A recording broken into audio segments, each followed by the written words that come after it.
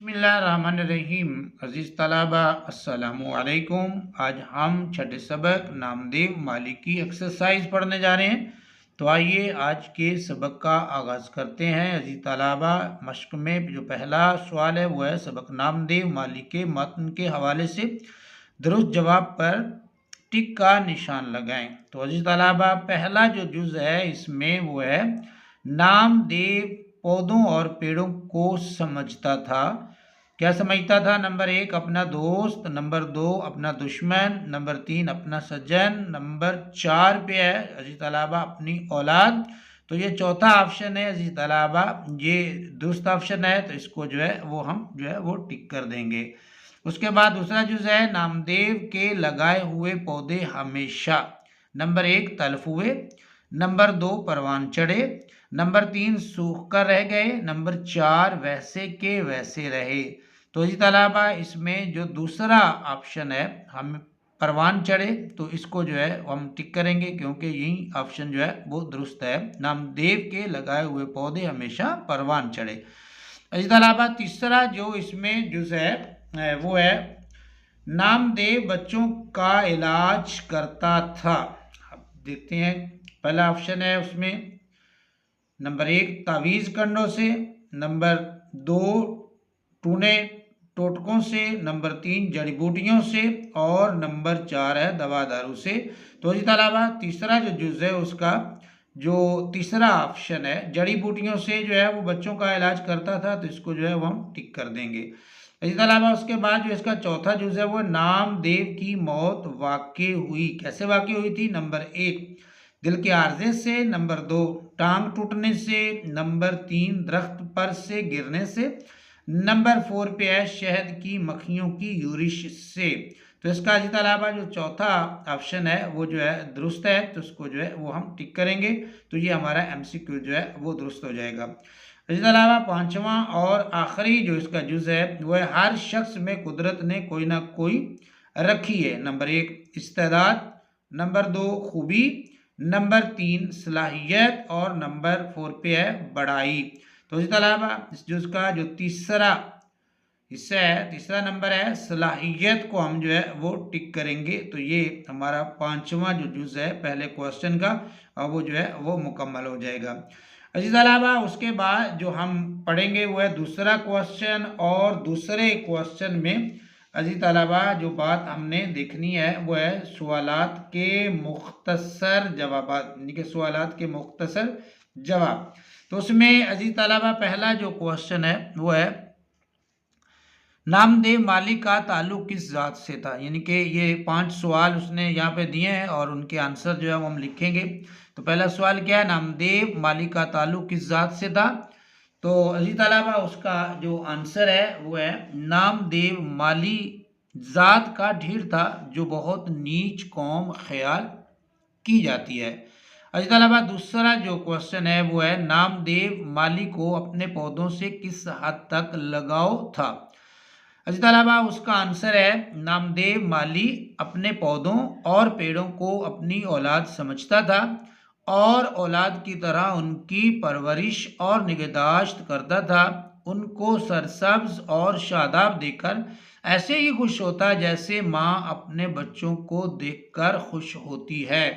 इसके अलावा उसके बाद जो है वो हम बढ़ते हैं तीसरे क्वेश्चन की तरफ। तीसरा क्वेश्चन जो है वो है कि नामदेव का अगर कोई पौधा बीमार पड़ जाता तो वो उसके लिए क्या क्या जतन करता। तो इसके अलावा उसका आंसर जो है वो है कि नामदेव का अगर कोई पौधा बीमार हो जाता तो वो बड़ा फिक्रमंद होता, बाजार से दवाएं लाता, बाग के दरोगा से कहकर मंगाता, पौधे की ऐसी सेवा करता, ऐसी खिदमत करता जैसे कोई हमदर्द डॉक्टर अपने किसी अजीज की करता है, हजार जतन करता और उसे बचा लेता। इसके अलावा उसके बाद चौथा जो क्वेश्चन है वो है नामदेव की मौत कैसे वाकई हुई। नामदेव की मौत का वाकया क्या है। तो उसका आंसर है नामदेव की मौत शहद की मक्खियों के काटने की वजह से हुई। शहद की मक्खियों की यूरिश हुई, शहद की मक्खियों का हमला हुआ तो उसकी मौत वाकई हुई। इसी तलाबा पांचवा और आखिरी जो क्वेश्चन है वो यहाँ पे है, वो नेकी और बड़ाई का मेयार क्या है। तो इस अलावा उसका आंसर नेकी और बड़ाई का मेयार ये है कि अल्लाह ताला ने जो सलाहियत इंसान को दी है उसको दर्जाए कमाल तक पहुंचाकर उससे खल्कुल्लाह को फ़ायदा पहुंचाए। यानी कि अल्लाह ताला ने जो सलाहियत इंसान को दी हुई है उस सलाहियत को जो है वो दर्जाए कमाल तक पहुंचाए और फिर उससे अल्लाह ताला की जो मखलूक है उसको फ़ायदा पहुंचाए। इसी तलाबा उसके बाद हम बढ़ते हैं तीसरे क्वेश्चन की तरफ। तो तीसरा जो क्वेश्चन है वो यहाँ पे है, सबक नामदेव माली के मतन के पेश नज़र खाली जगह पुर करें। यानी कि हमने खाली जगह को पुर करना है सबक को सामने रखते हुए। तो उसका पहला जुज़ है, काम उसी वक्त होता है जब उसमें लज्जत आने लगे, बेमज़ा काम काम नहीं, जहाँ लफ्ज़ लगाएंगे बेगार तो हमारी खाली जगह मुकम्मल हो जाएगी। बेगार है यानी कि ज़बरदस्ती लिया गया काम, बेगार कहते हैं ज़बरदस्ती लिया गया काम। दूसरा जुज़े है तलाबा, उसके लगाए हुए पौधे हमेशा, खाली जगह में हम लगाएंगे परवान चढ़े और कभी कोई पेड़ ज़ाया ना हुआ। तो परवान का लफ्ज़ लगाएंगे तो हमारी खाली जगह जो है वो मुकम्मल हो जाएगी। इसके अलावा तीसरा जो उसका जुज़ है वो है, बागों में रहते रहते उसे, खाली जगह पे लगेगा जड़ी बूटियों की भी शनाख्त हो गई थी। खाली जगह में जड़ी बूटियों का लफ्ज़ लगाएंगे तो हमारी खाली जगह मुकम्मल हो जाएगी।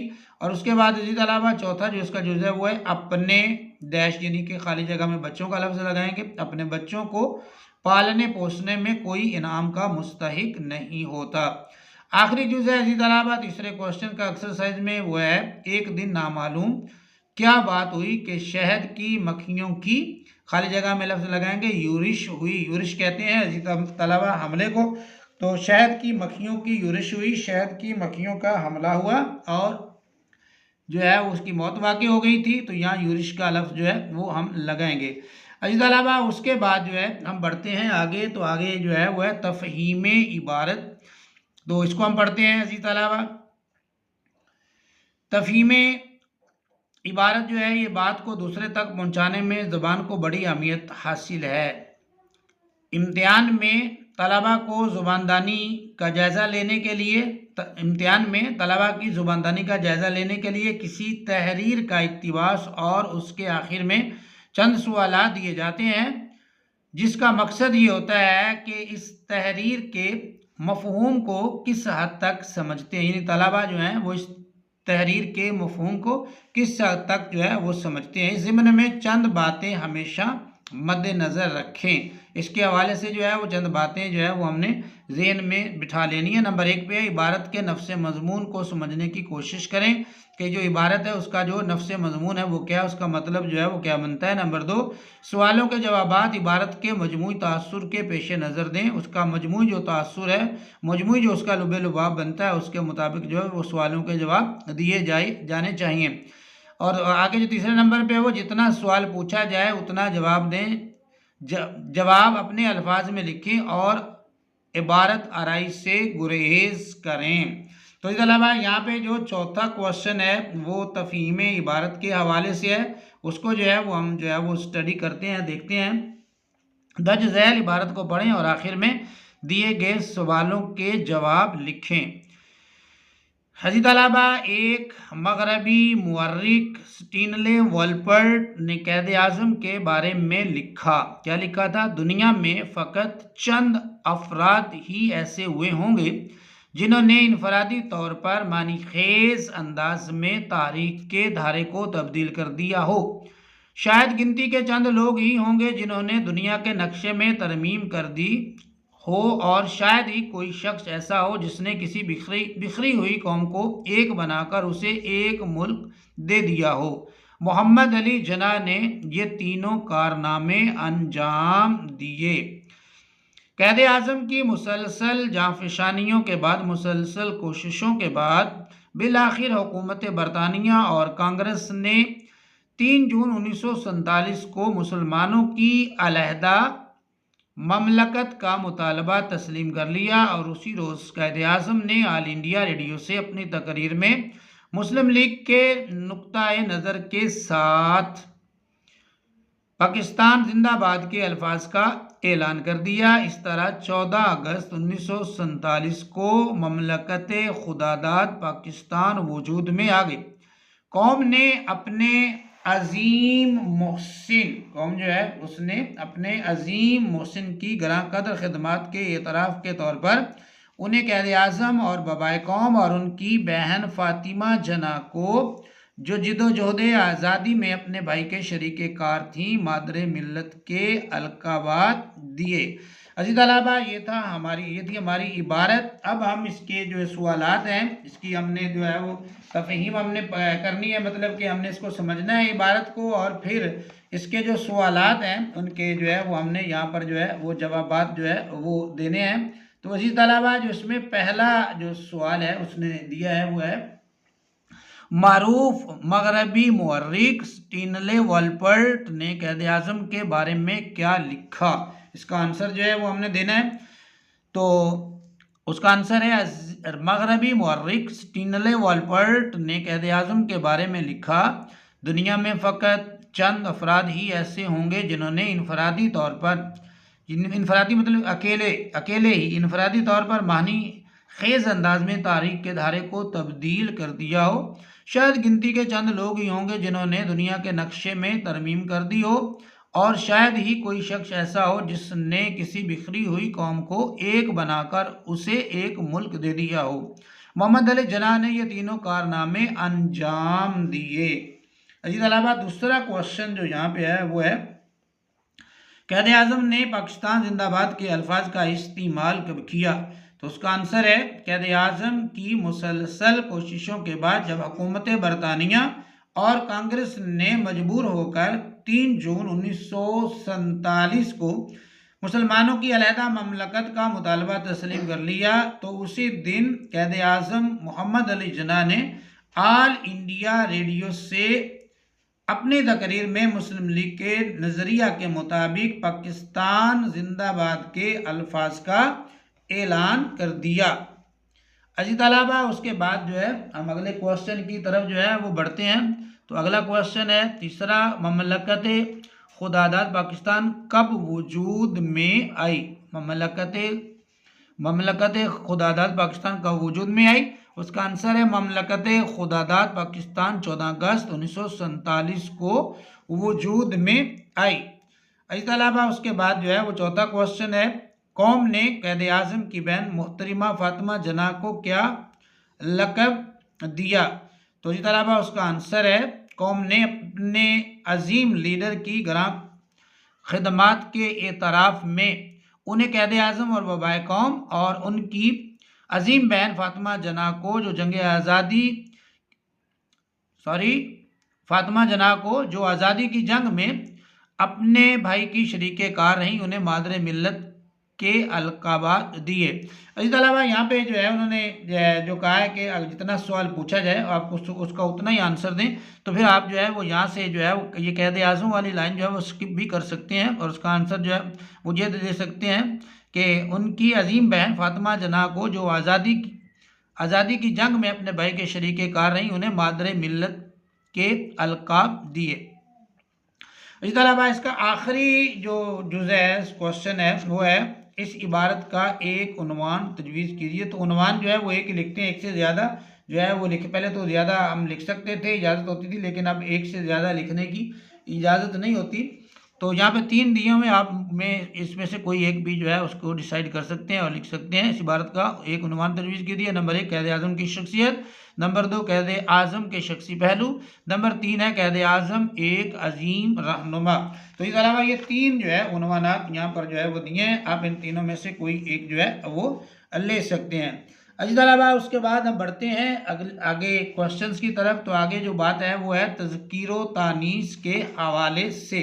तज़कीर और तानीस, ये तज़कीर है और ये तानीस। तज़कीर कहते हैं मुज़क्कर को और तानीस कहते हैं मुअन्नस को। जैसे नर मुज़क्कर है और मादा मुअन्नस है, इसी तरह तज़कीर मुज़क्कर है और जो तानीस है और वो है मुअन्नस। अज़ीज़ तलबा, उर्दू में इस्म की सिर्फ 2 जिन्सें हैं, मुज़क्कर और मुअन्नस। यानी हर इस्म चाहे जानदार के लिए हो या बेजान के लिए, या तो मुज़क्कर होगा या मुअन्नस। उर्दू में मुज़क्कर से मुअन्नस और मुअन्नस से मुज़क्कर बनाने के कोई हतमी उसूल नहीं और आम तौर पर लफ्ज़ों की तज़कीर व तानीस ज़ुबान दान लोगों के ज़रिए और चाल चलन की बुनियाद ही पर मालूम होती है। ताहम कवायद जानने वालों ने इसके कुछ कायदे कानून भी बनाए हैं। इनमें से गैर हकीकी इसमों की तज़कीर व तानीस के चंद उसूल ये हैं। चंद के जो है उन्होंने यहाँ पे वो उसूल जो है वो बयान किए हैं, तो हम जो है वो उनको स्टडी करते हैं। नंबर 1 पे है, सिवाय जुमेरात के तमाम दिनों के नाम मुज़क्कर हैं, यानी कि जुमेरात के अलावा तमाम दिनों के जो नाम हैं वो मुज़क्कर बोले जाते हैं।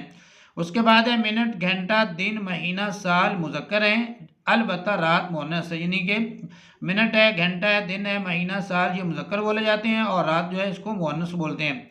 उसके बाद तीसरे नंबर पे है पहाड़ों, पत्थरों और इनकी तमाम किस्मों के नाम जो हैं वो मुज़क्कर बोले जाते हैं। चौथे नंबर पे है अजीज़ तलबा, शहरों और मुल्कों के नाम जो हैं वो मुज़क्कर हैं। उसके बाद है पाँचवें नंबर पे तमाम दरियाओं के नाम मुज़क्कर, अलबत्ता नदियों के नाम मुअन्नस बोले जाते हैं। छठे नंबर पे है तमाम सितारों और सैयारों के नाम जो है वो मुज़क्कर बोले जाते हैं। नंबर 7 पे है तमाम ज़ुबानों और नमाज़ों के नाम मुअन्नस बोले जाते हैं।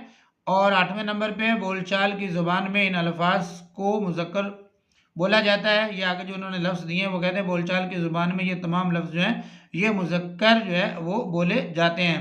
नंबर 1 पे है अजीज़ तलबा, बेहोश, दर्द, नुस्खा, परहेज़, ऐश, फ़ोटो, अखबार, लालच, तार, लिफाफा, ख़त, टिकट, कार्ड, मरज़, मिजाज, इलाज, मरहम, माजी, इंतज़ार, कलाम, इर्तिका वगैरह वगैरह। इसके अलावा भी बहुत सारे लफ्ज़ हैं, लेकिन यहाँ पर जो है जो उन्होंने दिए हैं उनको हमने स्टडी किया है। 9 नंबर पे है इन अल्फाज को मुअन्नस बोला जाता है। ये जो आगे लफ्ज़ आ रहे हैं तो बोलचाल में ये तमाम लफ्ज़ जो हैं ये मुअन्नस बोले जाते हैं। नंबर 1 पे है ज़ुबान, नंबर 2 दवा, भूख, प्यास, तराजू, कुर्सी, राह, घास, सरसों, कीचड़, पतंग, साइकिल, छत, दीवार और आवाज़। आखिर में उन्होंने आवाज़ दी है। तो इसके अलावा इसके अलावा भी बहुत सारे अल्फाज हैं जो मुअन्नस बोले जाते हैं और यहाँ उनका तज़किरा जो है वो नहीं किया गया, जिक्र जो है वो नहीं है। तो जो लफ्ज़ यहाँ मौजूद थे उनको जो है वो हमने स्टडी कर लिया है। इसके अलावा उसके बाद इसका जो 5वां क्वेश्चन है वो है दर्ज झैल अस्मा में से मुज़क्कर और मुअन्नस अलग अलग करें। ये उसने जो अस्मा दिए हैं उसमें वो कहता है इसमें से मुज़क्कर और मुअन्नस आपने अलहदा करने हैं।